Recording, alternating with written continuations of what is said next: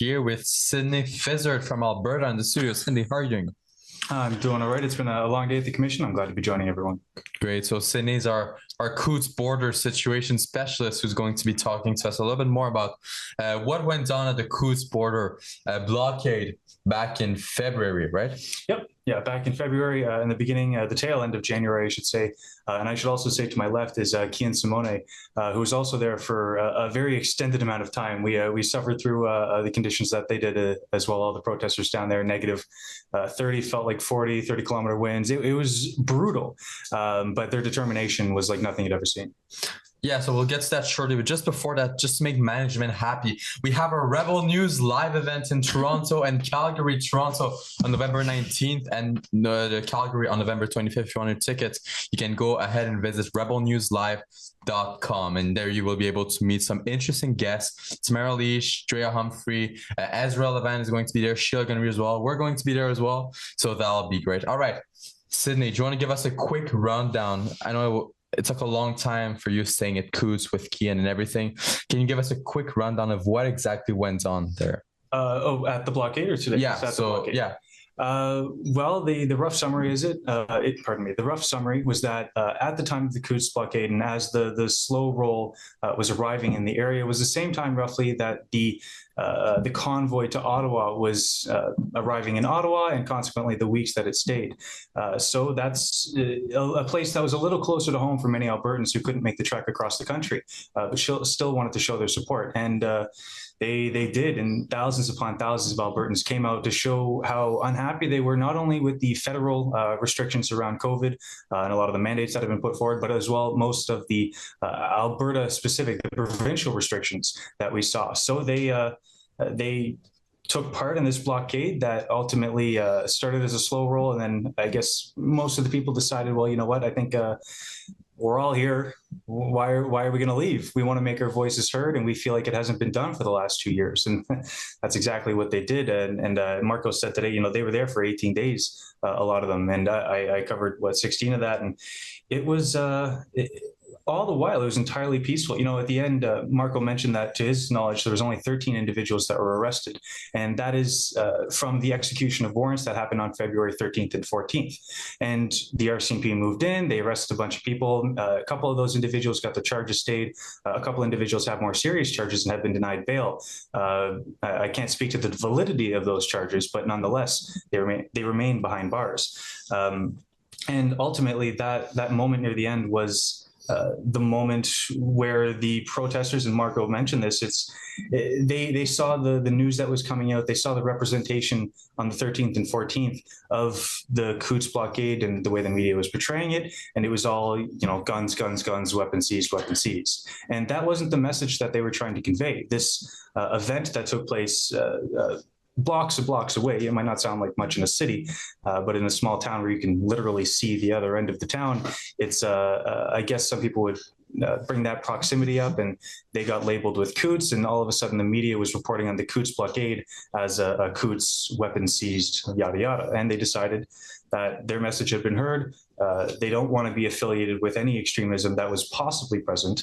Again, I can't speak to the validity of these charges, but that was the moment when they decided to pack up. I feel like there's probably a bunch of stuff I missed too. Oh, well, that was a great rundown. I understood everything that went on, generally speaking. I think we both got a sense of what Coutts was like. Yeah, I went there I think I went there twice, but you know what's going on 100%. Yeah. Well, I like to think so. But I don't think, even today, I don't think the RCMP had much of a clue, and you'd think that they'd be the ones. There you go. That's a great example. Well, and maybe, I don't want to cast blame too quickly, but they talk, one of the important things that Marco mentioned today was Artur Pawlowski, who spent, I believe it was 51 days behind bars for his alleged,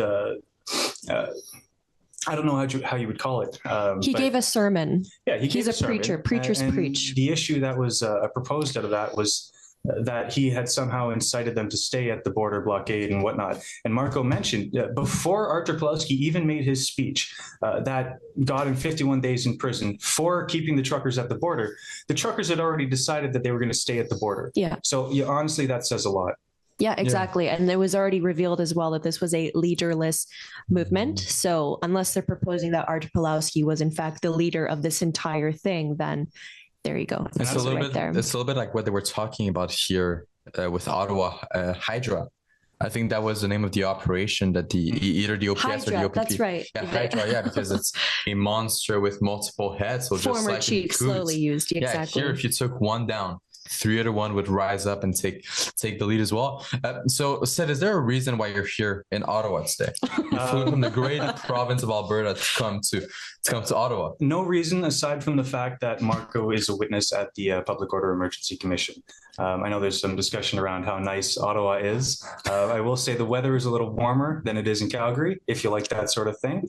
But my focus is on those individuals who are related to Coutts, who are now here for the Public Order Emergency Commission. And I could add to that, the Public Order Emergency Commission, I believe, was invoked on the 13th. 14th. 14th, yeah. Right? Yeah, sorry, the 14th. The 13th is when the execution of warrants started through the night and then into the wee hours of the morning. We're talking like 2, 3 a.m., I think, is when that wrapped up. And after that, I think Marco said around 12 o'clock on the 14th is when they said, we're going to pack up, we're going to head home. That's when they had finalized conversation with the RCMP on that front.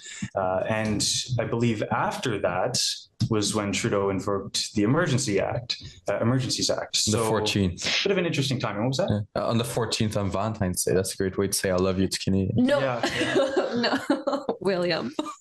But what is really interesting about that is, I know this is just my opinion, but that is really interesting timing, isn't it? After everything had been resolved, so to speak, right? This is exactly what we saw in Windsor as well. Actually, they had the tow trucks prepared and everything, but that blockade that was disassembled before the EA was invoked. It was not necessary there either. Well, and I can say in Coutts, I mean, we spoke to the individuals there who were in attendance, and like the Emergencies Act is upon us. Is this a concern for you guys? Yeah.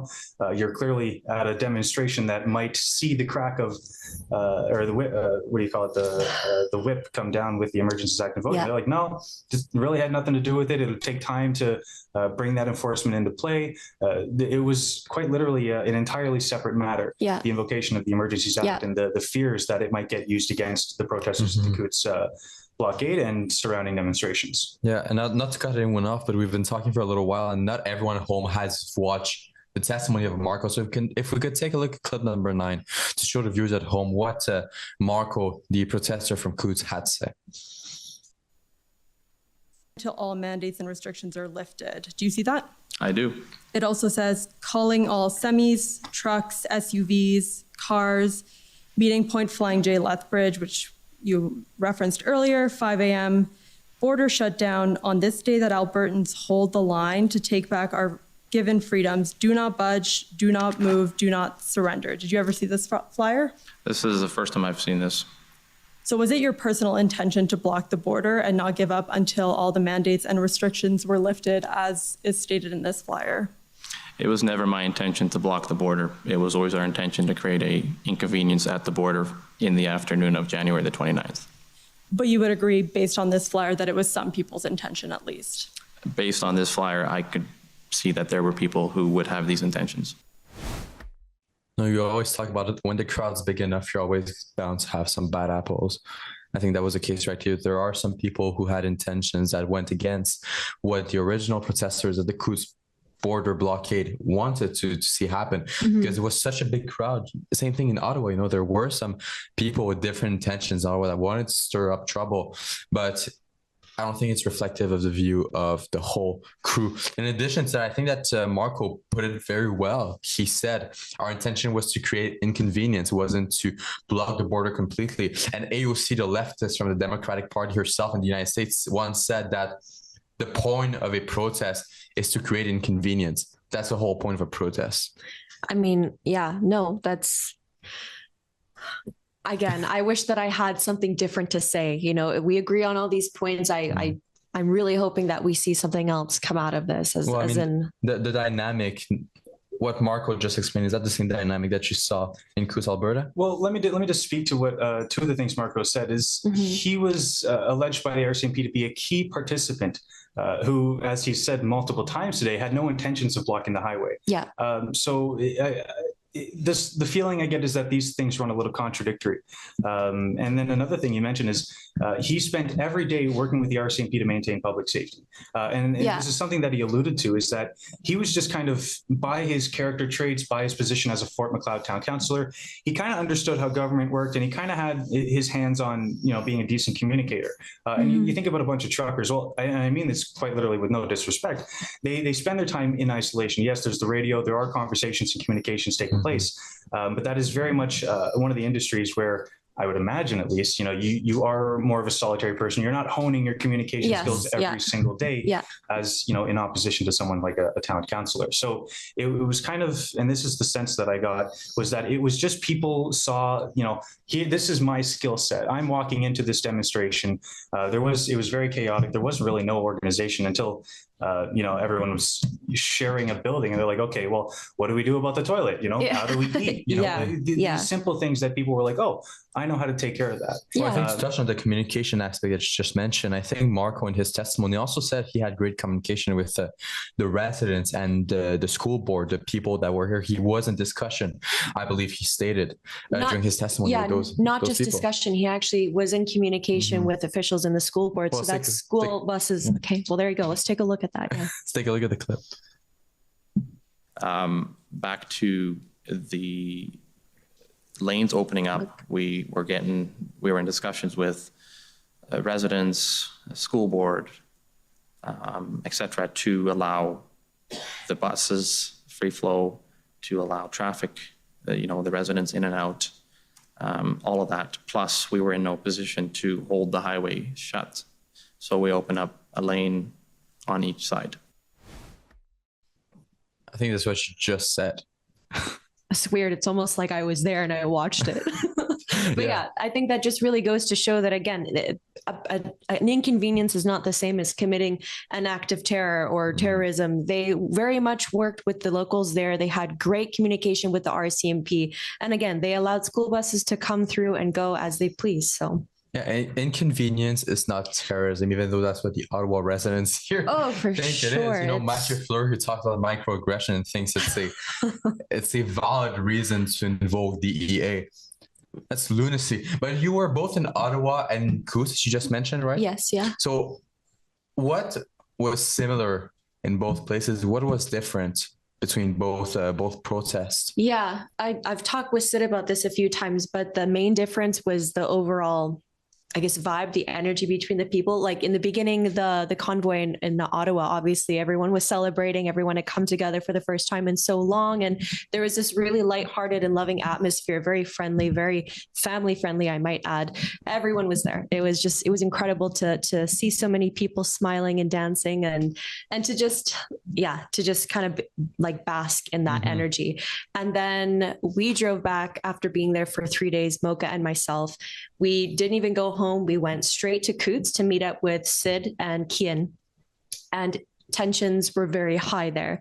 It felt different. It was, you could definitely feel the tension because we weren't really sure what was going to happen in regards to the RCMP. Even though things were peaceful, it just was a different overall feeling. I think you can touch on that more probably, Sid, right? Well, and even within the demonstrations that were happening in the area, there was the Milk River one, the Coutts one. That's right, yeah. And then a variety that would pop up all over the province. And both of those as well even had very different atmospheres. Yeah.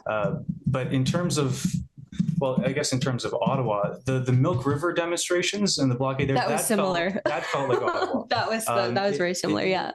And I don't mean to undermine the activities that they were doing, but it felt more like fun. Yeah. Basically, it was fun. It was a bit more of a party. Yeah. The select individuals that were in Coutts, I mean, it wasn't like, sure, there was, a barrier set up in Ottawa and stuff like that, but Coutts was isolated. Yes. Like they showed a map during the commission of Coutts and the surrounding area, and it's the regular Google map that you see. If you look at the terrain version of that map, it's a barren wasteland. I remember. Yeah. Oh, yeah. Yeah, it is isolated from everything, and the border's right there. Yeah. And so you're thinking to yourself, well, if it was any closer to the border, then it would be a legitimate border issue. 100%. There's a bit of a situation there, but yeah. And because of the tightness of getting into the area, which is something the locals even had issue with the RCMP. But the people who were there, the people who had their trucks on the road, especially into the second week and so forth, everything was on the line. Yeah, for sure. And these weren't, even though everything was on the line, they weren't acting violently. They weren't being malicious towards the RCMP. They just, I don't know if I can use this expression, basketballs to the wall, right? It was, everything was there for them. And it was a very tense moment. It was make or break for sure. Yes.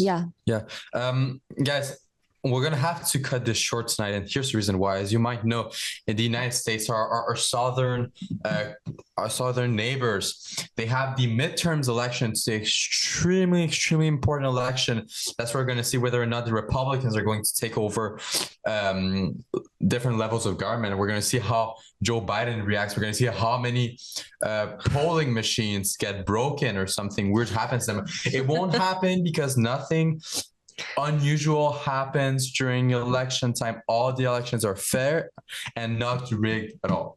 They're not rigged. They're 100% fair. So if you want to watch our midterm coverage, you can just head on to our next live stream, which is going to happen right after this one ends. As that's why we're going to have to end a little bit early. But Sid, I had one last question for you. I think Marco has a court case coming up soon along with other truckers. Can you touch on that? Truckerdefensefund.ca. I'm just going to give you the URL now, but Alex, Marco, and George, the three individuals, at September the 16th, RCMP alleged them to be key participants of the blockade, which is from that stemmed 3 charges of mischief over $5,000, one per individual.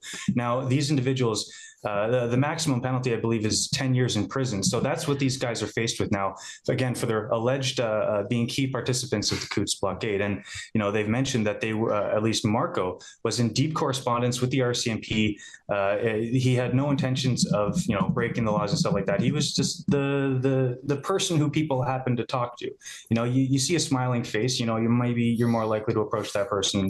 So now these 3 individuals, some of the greatest guys you'll meet out there, the salt of the earth Canadians that you grow to know and love from your own family, they're now being charged with these charges of mischief over $5,000. And again, key participants of the blockade. Well, Artur Pawlowski, what do they say about him? That it was his fault that truckers stayed at the border? And he spent 51 days in prison for that, or behind bars, I should say, for that. Where is this coming from is what I want to know. But luckily, Williamson Law, they were the legal team that was responsible for being negotiators between RCMP and the demonstrators. They were lubricant to the situation, I guess you could say.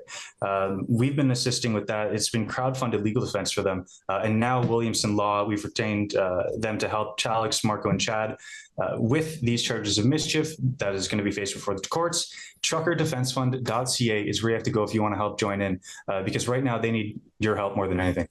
Yeah, no, that'll be definitely great to follow along how that's going to play out. And you're staying here for the next 2 days, right? Yes. So you'll be able to have interviews with all these people. More than likely. The commission doesn't seem to run on as nice a schedule as we would all like. Yes, that should be hopefully the case. All right. Well, I definitely look forward to see all of that coverage. So we can go to truckerdefensefund.ca. Yep. All right. Well, guys, if you want to see everything that is going on with the truckers that were at the Coutts border blockade, you can head on to truckerdefensefund.ca. All right. Let's take a look at one last clip from Marco's testimony tonight. Then we'll wrap up and you'll be able to switch over to our midterm election live stream, which is going to take place in a few minutes right after this one ends. So let's take a look at some of what Marco had to say. Premier Kenney did make an announcement on February 8th that the provincial government was announcing a plan for a gradual easing of the pandemic-related public health measures. Is that right? Correct. And based on our response to his message, it was not the message we were looking for. And what was his message and what was the message you were looking for? The message that Kenney gave was, it was a phased approach with a lot of maybes. And there was no surety of anything in that message. It spoke to a lot of different aspects, and there was a lot of different methods to back out of that phased approach, but it was something because they had to address there was pressure, even though we weren't communicating. There was pressure. Coutts did apply pressure to the provincial government, and this was not just exclusively Coutts. This was, you all, the evidence is submitted to the slow rolls in Edmonton, to the protests of 5,000 to 10,000 in Calgary, the inconveniences on highways all over the province. Obviously, the focus is on Coutts, Ottawa, Emerson, Ambassador, Sarnia, etc.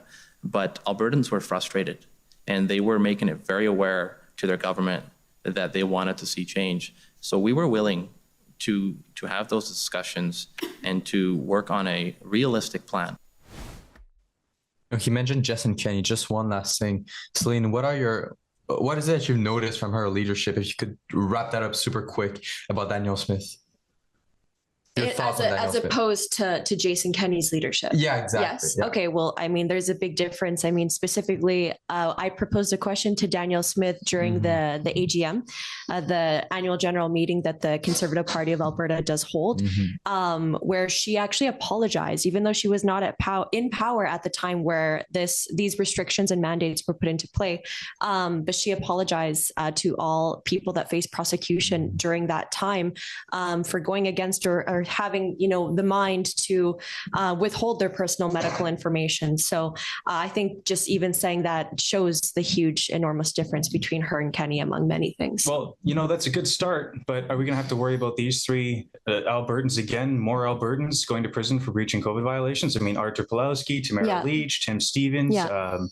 There's so many Albertans who have had to face time behind bars because of these COVID violations. Yeah. Is that going to continue? Well, we're going to see that, right? Because she did say that she was currently looking into the legalities behind those things. So I do hope 100% that is exactly what we see, is that those charges are thrown out and that they are granted the amnesty that they were promised during her campaign. Yeah. So just before we sign off, we're going to sign up in a minute. I know that, that Doug Ford doesn't want to testify at the inquiry, and we currently have a petition to push him to testify. So if you want to sign our petition, that we will attempt to go drop off to Ford's office for Doug Ford to testify in front of the Public Order Emergency Commission, go to stophiding.ca.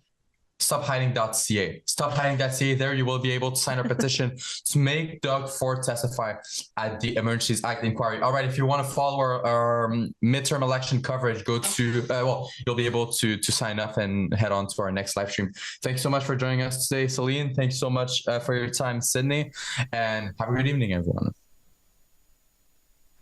The perception around Coutts, unfortunately, due to the discovery of the guns and such, has tainted what Coutts was. And for me, what's important is that we were there to demand that our representatives communicate with us like they are obligated to do, and like what had not been happening. We were never able to enter in official communication with the government, but looking back at the political state of affairs in Alberta, it might have been better for the Kenney government to actually have done that. The COVID restrictions and the mandates, they messed with our lives. Like we see the inconsistencies of the experts, and I don't necessarily blame them. The information provided was what they went off of, and that information is at times now no longer factual either. Things, the ball kept on getting pushed further down the road. 2 weeks to flatten the curve, and look at where we are now. And I'm not going to speak to COVID, and I'm no expert on it, but even the experts got it wrong. And for public trust to be regained, for the trust of Albertans to be